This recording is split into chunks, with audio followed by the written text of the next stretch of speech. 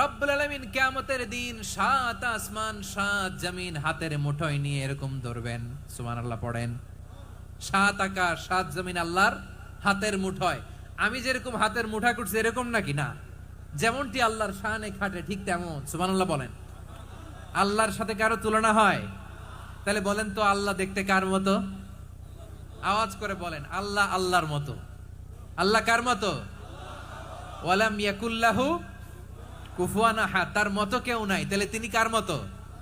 তার মতো। আওয়াজ করে বলেন বারুয়াখালী, তিনি কার মতো? তার মতো। আল্লাহ তাআলা 7 আকাশ 7 জমিনকে হাতের মুঠোয় নিবেন। মুঠোয় নিয়ে বলবেন আনাল জব্বার, আরে আমি তো জব্বার। আইনাল জব্বারুন, দুনিয়ার স্বৈরাচারী গুলো আজকে কোথায়? দুনিয়ার জালিম গুলো কোথায়? দুনিয়ার অত্যাচারী বাদশাগুলো আজকে কোথায়? আল্লাহ বলবেন আমি তো জব্বার। দুনিয়াতে যারা জব্বার বলে নিজেদের দাবি করতো, স্বৈরাচার, ডিক্টেটর, জালিম, অত্যাচারী, আজকে তোরা কোথায়? কোথায়? কোনো আওয়াজ নাই, কোনো খাওয়া নাই। ওই দিন কোনো টু শব্দ নাই। ওই দিন ক্ষমতা হবে এক সত্তার। চিল্লায় বলো তিনি কে? এজন্য আল্লাহ বললেন আমি হলাম জব্বার।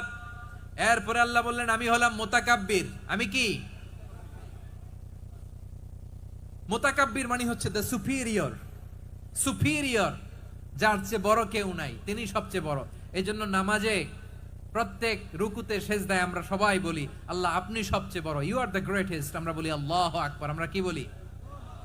আওয়াজ করে বলেন, আমরা কি বলি? কি বলে নামাজ শুরু করি বলেন তো? আওয়াজ করে সবাই পড়েন আল্লাহু আকবার। মানে আল্লাহ সবচেয়ে বড়। আল্লাহু আকবার মানে কি? আল্লাহ সবচেয়ে মহান, সবচেয়ে বড়। বলেন তো আল্লাহর চাইতে বড় কোন সত্তা এই মহাবিশ্বে দ্বিতীয় কেউ আছে? এজন্য আল্লাহ বলেন আমি হলাম আল